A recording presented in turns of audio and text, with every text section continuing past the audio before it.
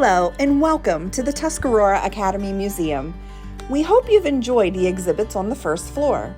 This video will show you the 10 exhibit rooms that are up the very steep stairs on the museum's second floor. This building was constructed in 1816 as a church. Then it added a dual purpose of being a place for class and recitations for the Tuscarora Academy when it opened in 1836. When the church built its new brick building, the Academy trustees purchased this building in 1850, and that's when the second floor was added and the 12 dormitory rooms were created. The initial intent of these rooms was to be sort of like an honors hall. Students with the best grades and character got private rooms away from the larger main boarding house, which was also the principal's residence. One question we're asked a lot is how many students were in each room. The answer to that evolved over time. While initially meant to be private rooms, decades later, advertisements added that students could share a room to split their boarding costs. Let's explore what a boys' dormitory room may have looked like in the 1850s. In this exhibit room, there is a rope bed, which was donated by the Allen family, one of many multi-generational family legacy students. They donated it in appreciation for the high standards of knowledge and ideals that they received from the Academy and the surrounding community, which were an inspiration throughout their lives. During this time, boys mainly attended the school with the aim of being a teacher or minister, but then the addition of business, math, and sciences paved the way for future men of industry and trades, such as surveyors. Exhibit pieces in this room include a mountain, transit, and tripod surveying tool and a surveyor's chain. The chain on display in this room is a Gunther chain, or rather a half Gunther, because it measures 33 feet long.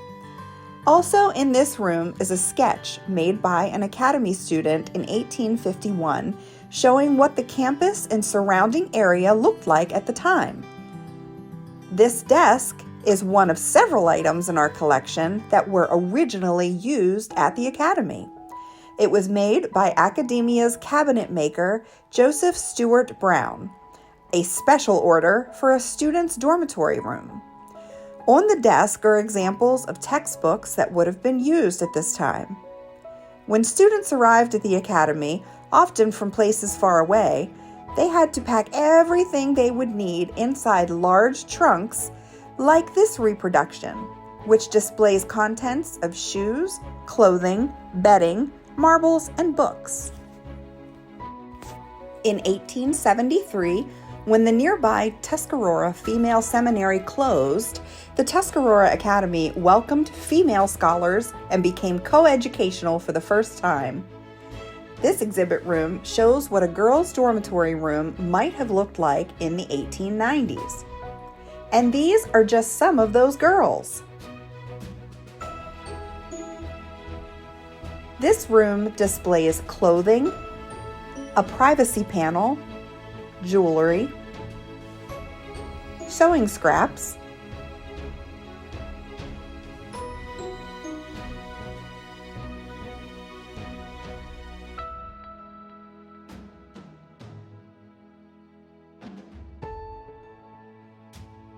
photos of loved ones, flowers, and other decor. The room has a rope bed, chamber pot, dresser, desk, and rocking chair.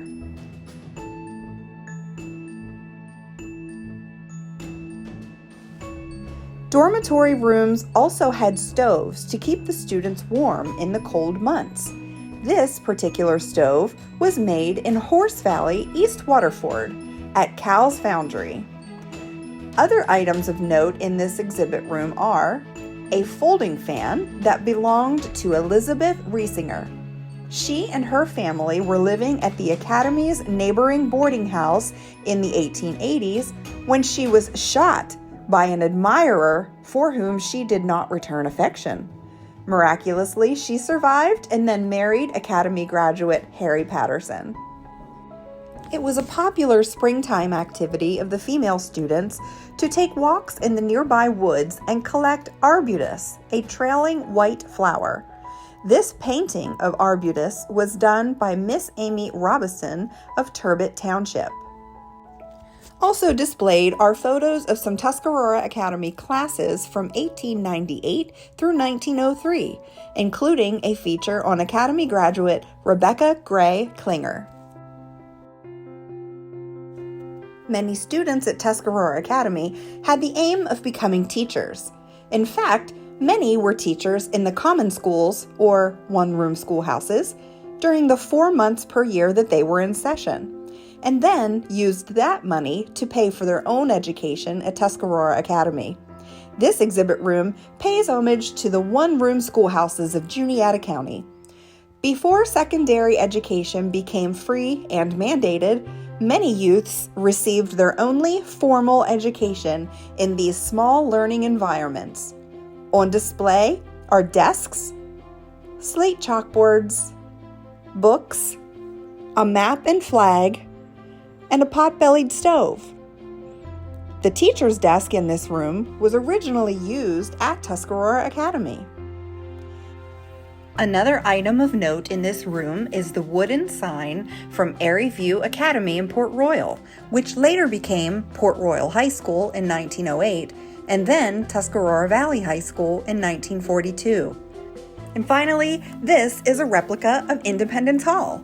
It was one of 2,600 made in 1937 by the Museum Extension Project, which was under President Roosevelt's Works Progress Administration, a New Deal program. Now that you've seen the school-themed exhibit rooms of the museum's second floor, the other upstairs exhibit rooms focus on industries, military, church, medicine, the Doty family, and pieces of the past. But first, let's show you a few things in the hallway. First, there is a display on county mills.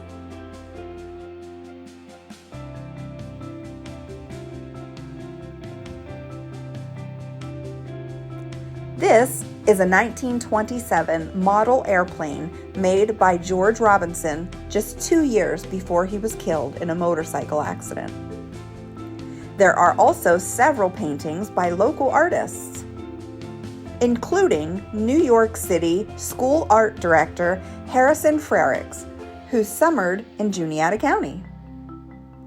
Recognize this gal? It's the ever-iconic Zimmy's Pie Lady sign.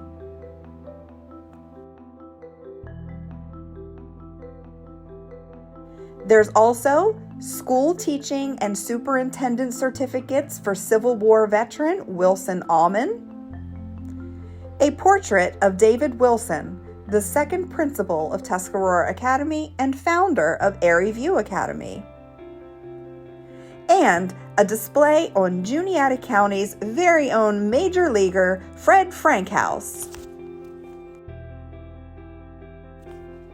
The Pieces of the Past exhibit room displays a collection of items that help us understand how our ancestors lived, what they saw, what they used, and what they did.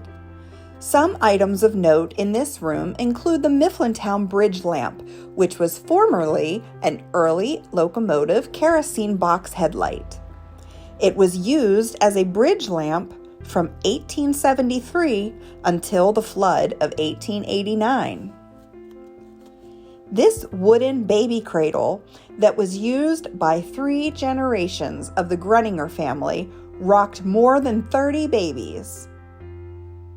A shaving stand and sewing table from the Patterson Stone family, who played a huge role in the creation and longevity of Tuscarora Academy.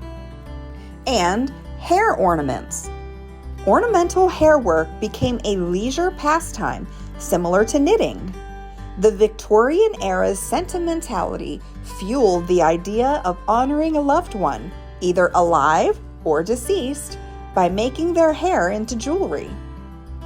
Also on display are baskets, crocks, chairs, golf clubs, shoemaking tools, tools for clothes tailoring and bonnet making, laundering, food preparation and kitchen aids, beauty and grooming aids,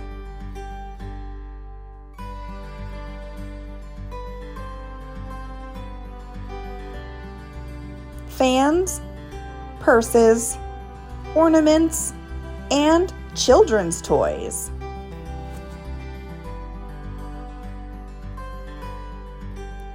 Next up, the exhibit room highlighting some of Juniata County's industries, such as brickworks, lumbering, tools and hardware,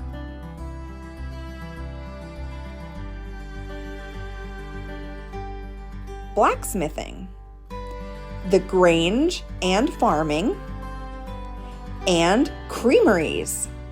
This exhibit room brings back wonderful memories for many visitors who can remember the famous Juniata ice cream.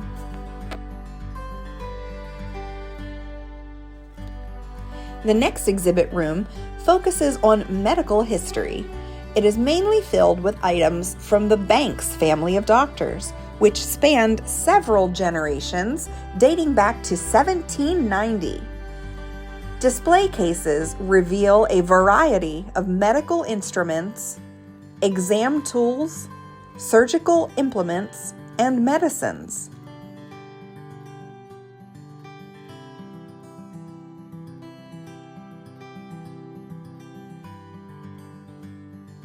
Two items in this room that draw the attention of many visitors are a framed tattoo that Dr. Banks removed from the arm of his first subject, and a straight razor that was used by his friend on a third and final suicide attempt.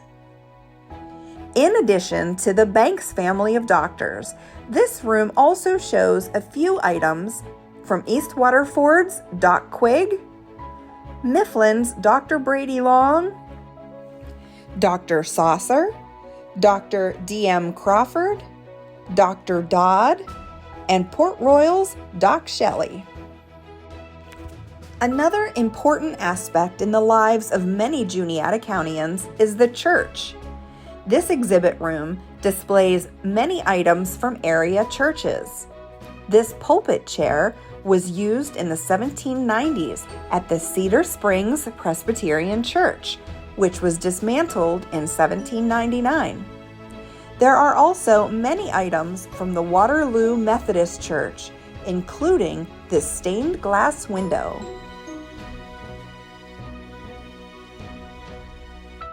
There are hymnals, pocket Bibles, many communion items,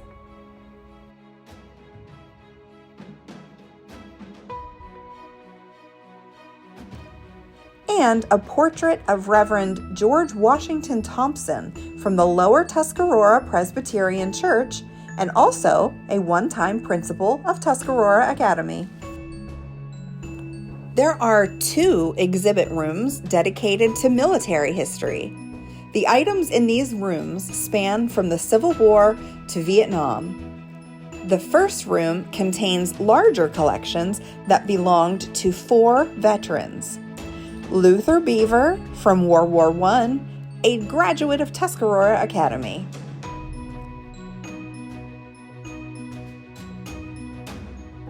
Major General Homer Grunninger, whose military career spanned from 1908 through 1945.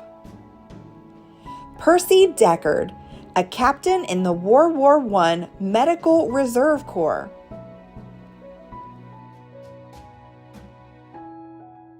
And Lawrence Schlegel, whose vast World War II collection fills most of this room. During his career, he earned 5 battle stars and at least 9 high-ranking military medals, including the Purple Heart. This room also has a folding cot that was used at the McAllisterville Soldiers Orphan School, information on U.S. Air Force officer Ronald Fogelman, and a photo of Juniata County soldiers at the World War I coming home celebration in 1919, with about 95% of those soldiers identified. The second military exhibit room has a few items relating to the Civil War, including this GAR uniform of Robert Patterson, which has his sergeant stripes from his Civil War uniform crudely sewn into the sleeves. There are also small collections of military items belonging to Admiral Samuel Robinson and Admiral John Crawford.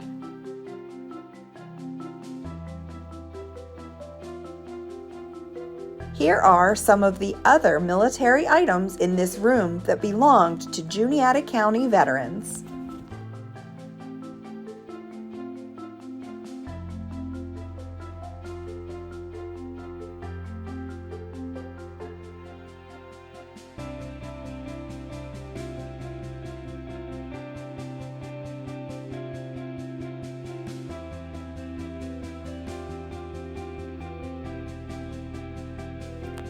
And finally, the newest exhibit room upstairs was added to the museum in 2023, the Doty Room. The items in this room came from the Grand Doty family home located at 12 South Main Street in Mifflintown. The Doty family was influential and well known in every generation from the 1790s to the 1970s. Dr. Ezra Doty, who arrived in Mifflintown in 1790, was a direct descendant of Mayflower passenger Edward Doty, who participated in the first encounter, first Thanksgiving, and first duel fought in New England. This family's Juniata County legacies include the first doctor lineage, the first Masonic lodge, and the first bank.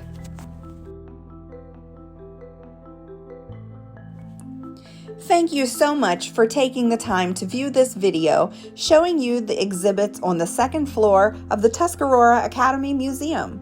We hope that you've enjoyed your visit, learned something new, and had fond memories resurface. And we hope that you'll tell all of your friends and family to come visit us here in beautiful Academia.